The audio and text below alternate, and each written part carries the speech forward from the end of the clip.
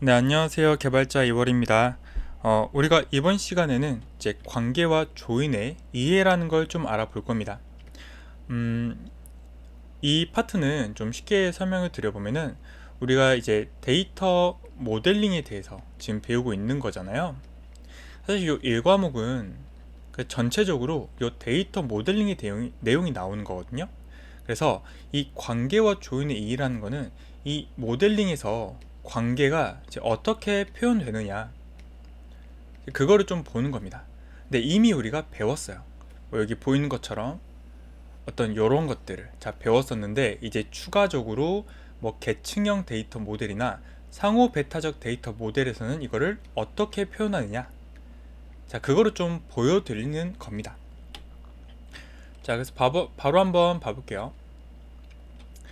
먼저 첫 번째로 관계 개념부터 다시 정리를 좀 하겠습니다. 정리를 좀 할게요. 관계라는 건 우리가 두 개 이상의 엔터티끼리 논리적인 연결이 있다 싶으면 막 선을 연결했었죠. 그리고 이렇게 막 까치발이나 관계명 혹은 관계 차수 같은 거를 이용해가지고 더 풍부하게 어떤 데이터가 어떤 관계가 있다라는 걸 표현할 수가 있었습니다. 그리고 이 관계를 통해서 우리가 새로운 의미 있는 정보를 도출할 수가 있었죠. 뭐 예를 들면 이 관계를 통해서 회원이 문의를 작성하잖아요. 그러면 뭐 예를 들어서 태연이라는 회원이 뭐 이렇게 문의를 작성했다 라는 의미 있는 정보를 가져올 수 있다는 겁니다. 자, 그래서 관계에 대해서는 좀 이렇게 말씀을 드리고요. 자, 이제 조인의 개념 한번 말씀드릴게요. 우리가 이제 조인이라고 하는 거는 여러 엔터티에 분산이 돼 있는 이 데이터를 한 번에 통합해서 조회를 하는 거예요. 그러니까 예를 들면 이런 거죠. 여기에서 이 태123이라는 회원이 작성한 문의와 이 사람의 연락처까지 한 번에 가져오세요. 자, 이런 식으로 여러 엔터티에서 한 번에 데이터를 가져오는 방법을 조인이라고 해요. 아무래도 우리가 이 정교화라는 걸 통해서 엔터티를 분리했기 때문에 다시 이용할 때는 좀 합쳐야 되는, 좀 약간 어떻게 보면 트레이드 오프 관계죠. 자, 그래서 뭐 이 쿼리는 제가 나중에 다 설명드릴 거예요. 근데 지금 잠깐만 보시면 제가 이 태 123 회원의 이름, 나이, 휴대폰 번호, 문의 내역을 한 번에 조회해야 되는 요구사항이 있다고 해볼게요. 그러면 우리가 조인이라는 개념이 없으면 다 각자 조회를 해야겠죠. 뭐 예를 들면은 이런 식으로 조회를 하고 또 이렇게 조회를 해야 되고요. 그 다음에 연락처인 휴대폰 번호니까 이렇게 조회가 되겠죠. 그거를 이제 쿼리로 이렇게 세 가지로 작성을 할 수가 있게 되고요. 근데 이거를 조인 개념을 활용하게 되면 우리가 어떤 이 한 번의 명령만으로도 여러 엔터티에서 한 번의 데이터를 가져올 수 있게 된다는 겁니다. 자, 그래서 여기에서 네, 그러면 이 조인이라는 게 대체 왜 우리가 해야 되는지 좀 간단하게 말씀을 드려볼게요. 네, 뭐 이건 아까 다 말씀드린 내용이고요. 결국에는 그럼 한 방에 가져올 수 있다는 게 조인의 장점인 거잖아요. 근데 이거를 왜 하냐면 여러분들이 좀 고속도로를 생각해 보시면 좋아요. 자, 만약에 제가 광주에서 서울로 이삿짐 센터를 부른다고 해볼게요. 그러면 한 방에 실어서 서울에 가는 거랑 우리가 짐을 나눠 가지고 광주와 서울을 여러 번 왔다 갔다 하는 거랑 비용이 훨씬 이 뒤에 쪽이 많이 들겠죠. 데이터베이스도 똑같은 게 이 데이터 자체를 조회하는 거는 속도가 빨라요. 그러니까 뭐 짐을 싣는다라고 해볼게요. 이건 빠른데 얘를 네트워크를 통해서 어딘가에 보내는 작업에 훨씬 시간이 많이 소요가 돼요. 이 네트워크는 이제 데이터가 이동하는 통로 같은 건데 여러분들 고속도로 생각하시면 편해요. 자, 한번 써드릴까요? 네트워크는 이제 고속도로 같이 데이터가 이동하는 경로이고, 당연히 고속도로처럼 많은 데이터가 있으면 그만큼 정체가 되는 겁니다. 그래서 여러분들이 와이파이 같은 거 여러 사람들이랑 같이 공유하면 그만큼 조금 느려지는 거예요. 자, 아무튼 그래서 이 조인은 뭐냐? 내가 어떤 데이터베이스에서 네트워크를 통해 왔다 갔다 하는 작업을 한 방에 처리함으로써 좀 성능이 좋아지는 거죠. 네, 그걸 한번 말씀드리고 싶었습니다. 자, 네. 그래서 그러면 데이터 모델에서 이런 관계를 어떻게 읽느냐? 근데 이미 우리는 알고 있어요. 일반적인 형태의 관계로는 자, 이런 것들 I 표기법, 바커 표기법 해가지고 표현이 돼 있잖아요. 여러분들이 여기서 한 번 더 좀 복습 차원에서 이거를 좀 해석을 해보시면 좋을 것 같습니다. 자, 근데 이제 추가적으로 설명드린 내용이 요 계층형 데이터 모델이랑 그리고 여기 상호 베타적 데이터 모델이에요. 자, 뭐 크게 어려운 건 아니니까 제가 한번 설명드려 볼게요. 우리가 이제 계층형 데이터 모델이라고 하는 거는 여기 보면은 엔터티가 지금 자기 자신과 관계를 맡는 경우를 의미를 해요. 그래서 우리가 보통 이런 경우는 어떻게 하냐면 안에 데이터를 봤을 때 지금 여기 메뉴 아이디랑 상위 메뉴 아이디가 있잖아요. 요 두 개가 지금 서로 이제 연결이 되어 있는 거예요. 그래서 해석을 좀 얘기해 드릴게요. 자, 제가 이렇게 먼저 읽어 볼게요. 그러면 하나의 상위 메뉴 아이디는 여러 메뉴를 가질 수도 있죠. 그리고 하나만 가질 수도 있고 혹은 메뉴가 없을 수도 있습니다. 예를 들면 여기 지금 상위 메뉴 아이디에 뭐 M001, M011, M010 같은 건 없잖아요. 자, 그리고 반대로 한번 읽어볼게요. 자, 반대로 읽을 때 지금 여기가 이렇게 돼 있어요. 이건 무슨 의미냐면 하나의 메뉴 아이디가 특정 상위 메뉴 자, 아이디가 특정 상위 메뉴를 가지거나 뭐 가지고 있죠 하나씩 혹은 없을 수도 있다. 그러니까 이 상위 메뉴가 널이라는 말은 여기에 보시면 메뉴 아이디가 000일 때는 그 상위가 없어요. 근데 이 000을 상위 메뉴로 가지고 있다는 말은 요 밑에 M001 이렇게 계층적으로 들어간다는 말이거든요. 여기 M004 이런 식으로. 근데 얘는 이제 최상위 메뉴이기 때문에 상위 메뉴 아이디가 널로 들어가 있는 겁니다. 그래서 없을 수도 있기 때문에 여기 0이 들어가 있는 거예요. 그래서 지금 이 파트에서 중요한 거는 여러분들이 요런 이야기들을 봤을 때 당황하지 마시라는 거죠. 아, 이거는 이제 자기 자신과 관계를 가지고 있구나. 그리고 보통 이런 경우는 어떤 내부의 계층적인 관계를 가지고 있는 경우가 많습니다. 그래서 일반적으로 부서 안의 조직도라든지 아니면 이렇게 프로그램 메뉴를 짤 때 이런 형태를 많이 씁니다.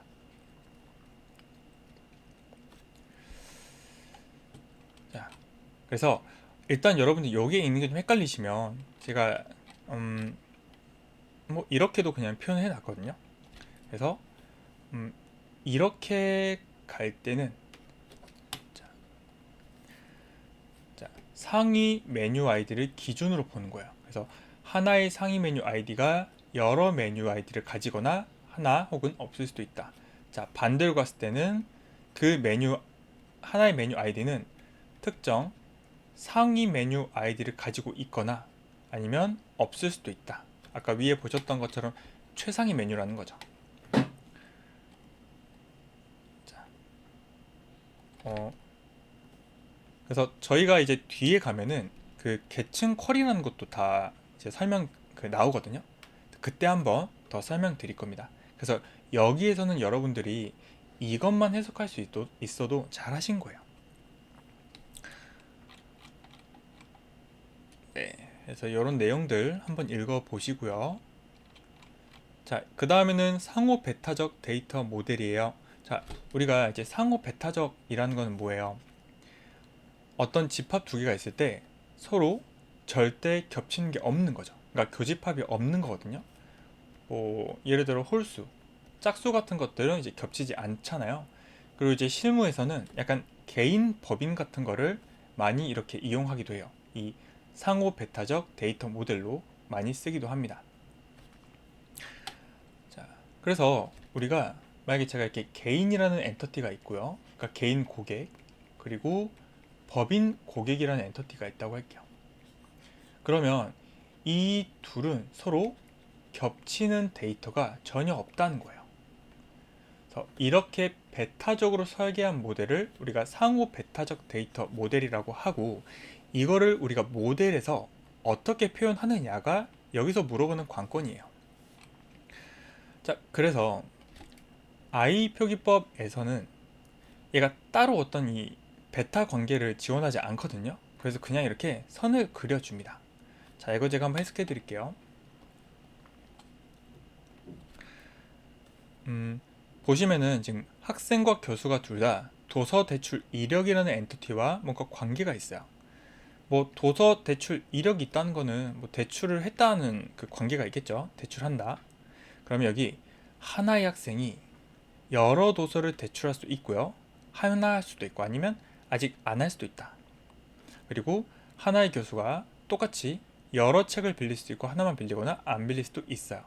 자, 근데 이제 여기에서 요 이 기호가 표현하는 의미는 요 학생과 교수가 서로 겹칠 일이 없다는 거예요. 그래서 여기서는 제가 이 대출자 아이디를 이용해서, 자, 잠깐 제가 내려볼게요. 네, 여기 데이터 예시를 좀 보시면 학생 아이디는 이렇게 돼 있고 교수 아이디가 이렇게 돼 있어요. 그러면 도서 대출 이력에 대출자 아이디 쪽에 요 학생일 때의 데이터와 교수일 때의 데이터가 절대로 겹치지 않는다는 거예요. 그거를 이렇게 베타적 모델로 확정을 지어주는 겁니다. 자, 그래서 이제 바커 표기법에서는 이런 식으로 뭐 exclusive라는 걸 표현한다고 해요.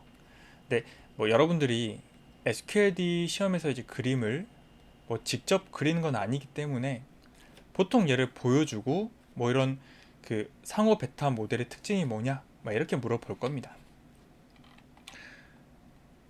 자, 그래서 제가 만약에 뭐 아직 안 배우셨지만 학생 교수 구분이 학생이면서 어떤 특정 대출자 아이디를 학생 아이디로 줬다고 해볼게요.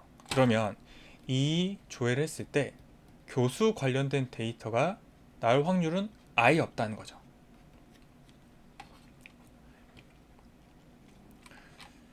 자, 그래서 일단 이론은 여기까지 설명드리고 바로 문제를 풀어보겠습니다.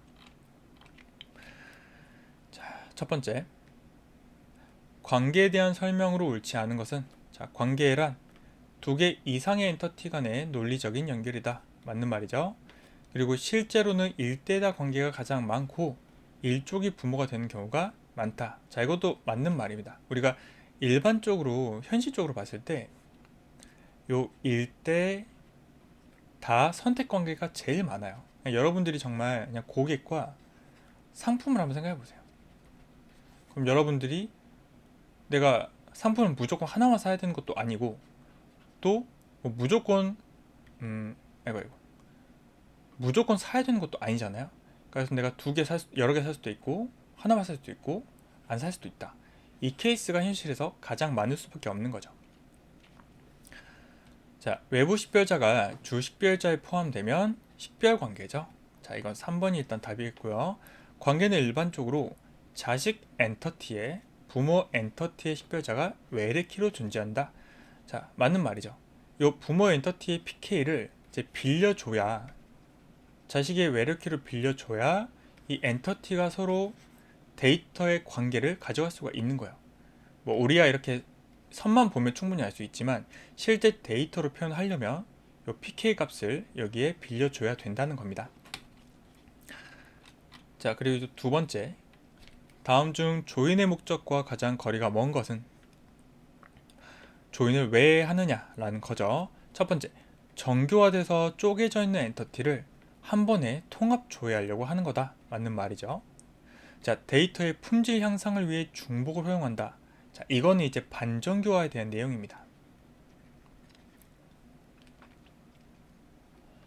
자, 그리고 세 번째, 여러 엔터티에 흩어진 정보를 한 번에 조회한다. 맞는 말이고요. 그리고 실제로 우리가 뭐 데이터를 가공하든 분석하든, 그러니까 결론적으로는 여러 엔터티에서 데이터를 가져와야 보다 의미 있는 분석을 또 할 수가 있겠죠. 이것도 맞는 말입니다. 자, 3번. 일반적인 관계형 데이터 모델의 특징으로 적절하지 않은 것은? I 표기법 기준이라고 되어 있습니다. 자, 관계가 있는 엔터티끼리 선으로 연결한다. 맞죠? 식별자 관계는 실선으로. 그쵸? 우리가 이렇게 엔터티가 있을 때 I 표기법은 식별 관계는 실선, 그리고 비식별은 점선으로 표현했죠. 자, 그리고 엔터티끼리의 관계는 한 개만 가능하다. 자, 이것도 틀렸죠.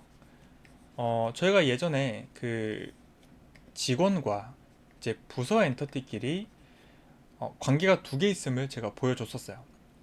뭐 예를 들어서 직원이 어떤 부서에 소속되는 관계일 수도 있고, 동시에 직원이 이 부서를 관리하는 어떤 관리자로서의 관계도 있을 수 있다라고 했습니다. 자, 다음 4번. 계층형 데이터 모델에 대한 설명으로 적절한 것은? 첫 번째, 부모와 자식 관계가 불분명해서 구조를 단순하게 만든다. 자, 이거 이제 좀 이상한 말이죠. 한 엔터티 안에서 자기 자신과 관계를 가진다. 자, 요게 정답입니다. 그래서 계층형은 이 엔터티 안에 이제 속성들이 있잖아요. 그럼 아까처럼 뭐 메뉴 아이디, 그 다음에 상위 메뉴 아이디, 자, 혹은 제가 만약에 직원이라고 한다면 직원 아이디, 뭐 상사 아이디, 아니면 사수 아이디, 뭐 이런 게 있겠죠. 그래서 이 계층형 데이터 모델은 일반적으로 똑같은 하나의 엔터티 안에 이렇게 상위 관계를 가지고 있는 속성이 관계를 가지는 경우가 많습니다. 자, 일반적으로 조인을 사용할 수 없어 실무에 사용되지 않는다? 아니죠. 조인 할 수 있습니다. 잠시만요. 요 3번 같은 경우는 저희가 이제 뒤에 계층 쿼리에서 한번 설명을 드릴 거예요. 근데 원래 그 계층 쿼리가 없었던 시절에는 저희가 이제 셀프 조인이라는 개념이 있어요. 이 셀프 조인이 잠시 날파리가. 자, 셀프 조인이 자기 자신을 조인하는 거거든요. 그러니까 이런 느낌이죠. 자, 메뉴 그리고 메뉴, 이 두 개를 조인해서 이제 어떤 걸 하는 거냐? 내가 조인했을 때 이 메뉴의 상위 메뉴 아이디를 막 가지고 올 수 있는 거예요. 그래서 이건 어차피 뒤에서 설명드릴 거니까 일단 그냥 여기서는 계층형 데이터 모델도 조인 가능하다 정도만 가지시면 될 것 같습니다. 자, MDN 관계 대표적 예시다. 이것도 이제 틀린 말이죠. 네. 그 다음 넘어가서 5번 보겠습니다. 자, 상호 베타적 데이터 모델에 대한 설명으로 적절하지 않은 것은? 하나의 인스턴스가 두 엔터티에 동시에 존재하지 않도록 설계한다. 맞는 말이죠. 그러니까 이 말 자체가 이제 서로 베타적이다라는 말입니다. 바커 표기법 같은 경우에는 익스클루시브 표시를 통해서 베타 관계, 자, 이렇게 막 표현할 수가 있었죠. 익스클루시브 써 있고요. 자, 3번 잠깐 넘어가고 4번. I 표기법은 이 상호 베타적 관계를 표기를 지원하지 않기 때문에 그냥 이렇게 그어준다라고 했습니다. 자, 일단 3번이 틀린 말이고요.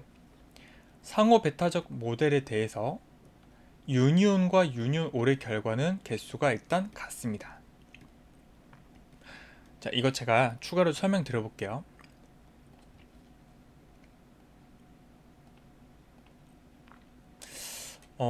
일단 요 유니온과 유니온올은요, 우리가 뒤에 집합 연산자라는 개념으로도 한번 설명드릴 거예요. 자, 제가 여기 적을게요. 집합 연산자라고 뒤에 한 번 또 나옵니다. 그러니까 여러분들이 약간 뭐 이런 거죠. 합집합, 교집합, 차집합. 이거를 우리가 엔터티에 써먹을 수가 있어요. 자, 그때 이 유니온은 합집합을 의미를 하고 유니온 올은 똑같이 합집합을 의미하는데, 자, 얘는 중복이 제거가 되고요. 얘는 중복을 제거를 안 합니다. 그래서 예시를 보면 제가 1, 2, 3, 4, 5랑 3, 4, 5, 6, 7을 유니온하게 됐을 때는 중복을 제거해서 이렇게 나왔고요. 유니온 5로 했을 때는 중복 제거를 안 하니까 지금 이렇게 다 출력이 됐습니다. 자, 근데 만약에 여기 보이는 것처럼 A와 B가 이렇게 베타적이라면 어떻게 될까? 지금 서로 데이터가 전혀 안 겹치고 있죠. 그러면 유니온을 하든 유니온 5를 하든 어차피 중복이 없으니까 개수가 똑같다는 말이에요. 그래서 여러분들이 집합연산자 개념을 배우면 이걸 더 잘 이해하실 수 있을 거고요. 이런 식의 문제를 참 내기 쉽겠죠. 자, 다시 넘어왔습니다. 그래서 굉장히 좀 뭔가 그럴듯해 보이잖아요. 문제가 상호 베타적 모델과 이 집합 연산자를 조합해가지고 좀 재밌는 문제입니다. 자, 그 다음 6번 식별관계에 해당하는 조건은, 자, 외부 식별자가 자식 엔터티의 일반 속성으로 사용이 되면 이건 비식별관계죠. 두 번째, 자식 엔터티의 주 식별자가 부모 엔터티의 식별자를 포함하는 거. 자, 이게 바로 식별관계죠. 자, 일단 답은 2번이 되겠고요. 엔터티 간의 M 대N 관계가 존재한다. 이거는 식별, 비식별 상관없이 다 존재할 수 있고요. 부모 엔터티는 이것도 틀린 말이죠. 자, 그 다음 7번 관계형 데이터 모델에서 조인의 필요성을 가장 잘 설명한 것은, 자, 정교화를 통해서 중복을 제거하면 조인이 오히려 필요해지겠죠. 그 다음에 조인은 2개 이상의 엔터티로부터 한 번의 데이터를 가져올 수 있다. 자, 이게 맞습니다. 자, 그리고 3번 조인은 동일한 엔터티 내의 속성 간 중복을 제거하는 기술이다. 틀렸죠. 네. 그 다음 4번 조인을 사용하면 데이터 무결성을 보장할 수, 아이고. 자, 이건 이제 아예 관계가 없죠. 애초에 그러니까 데이터 무결성을 이미 우리가 정교화를 통해서 보장을 하는 거예요. 그리고 나서 그걸 가지고 이제 그냥 조인을 쓰는 거지 보장할 수 없다라고 하기는 좀 어렵습니다. 자, 8번 볼게요.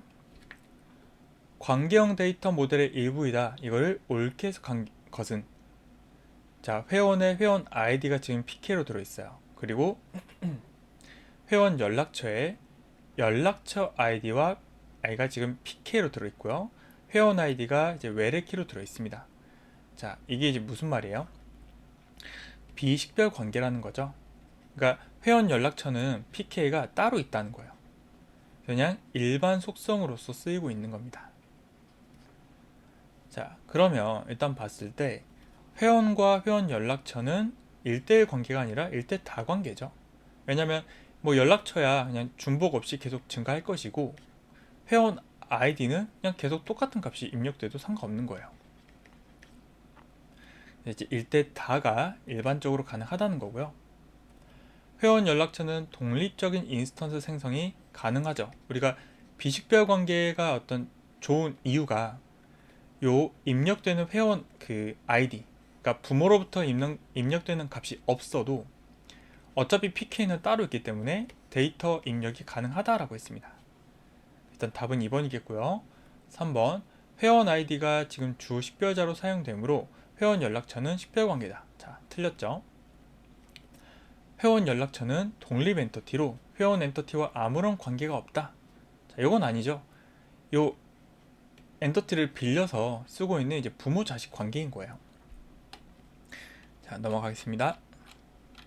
자, 9번 다음 중 계층형 데이터 모델의 특성. 자, 설명으로 가장 적절한 것은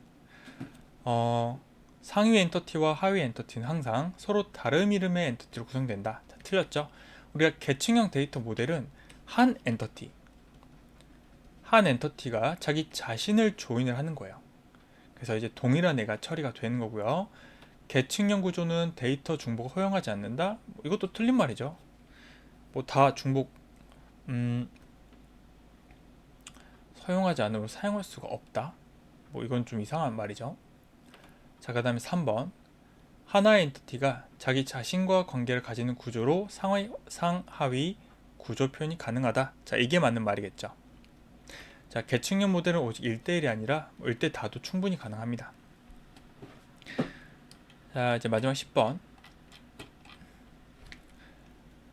아래는 도서 대출 이력을 관리하는 모델이다. 학생과 교수 엔터티가 상호 베타 관계일 경우 다음 설명으로 옳은 것은 단 대출자 아이디는 학생 아이디 혹은 교수 아이디가 입력이 되고 이 학생 교수 구분값 속성에 의해서 학생인지 교수인지 구분할 수 있다라고 했습니다. 첫 번째, 도서를 대출한 이력과 학생 이름을 함께 조회하려면 학생과 교수 엔터티를 모두 사용해야 된다. 자, 틀린 말이죠. 어차피 학생 이름을 아는 거잖아요. 그럼 이 경우에는 이 학생이랑 이 도서 대출 이력에 대출자 아이디만 이렇게 조인을 하면 되겠죠. 교수는 없어도 되는 거예요. 자, 대출자 아이디는 중복되어 들어올 수 있다. 이것도 잘못됐죠. 뭐 학생이나 교수가 대출을 여러 번 할 수 있잖아요. 그래서 중복 자체는 있을 수 있습니다. 자, 학생과 교수는 도서 대출 이력 테이블과 M 대 N 관계를 가진다. 여기서는 좀 확인이 좀 어려운 내용입니다. 자, 4번. 상호 베타적 모델이므로 하나의 대출 이력은 반드시 특정 학생과 특정 교수 중에 하나에 연결된다. 자, 그러니까 이게 맞겠죠? 여기 보시면은 학생이 있고 교수가 있고요. 자, 대출 이력이 있습니다. 그러면 이제 막 대출 이력이 막 이렇게 쌓일 건데 그때 이 하나는 반드시 여기에 속해 있거나 아니면 여기에 속해 있는다라는 거죠. 자, 그래서 여기까지 우리가 이제 관계와 조인의 이해를 가지고 조금 더 이야기를 좀 해봤고요. 이제 다음 시간에는 데이터 모델이 표현하는 트랜잭션의 이해를 좀 알아보도록 하겠습니다. 자, 수고 많았습니다.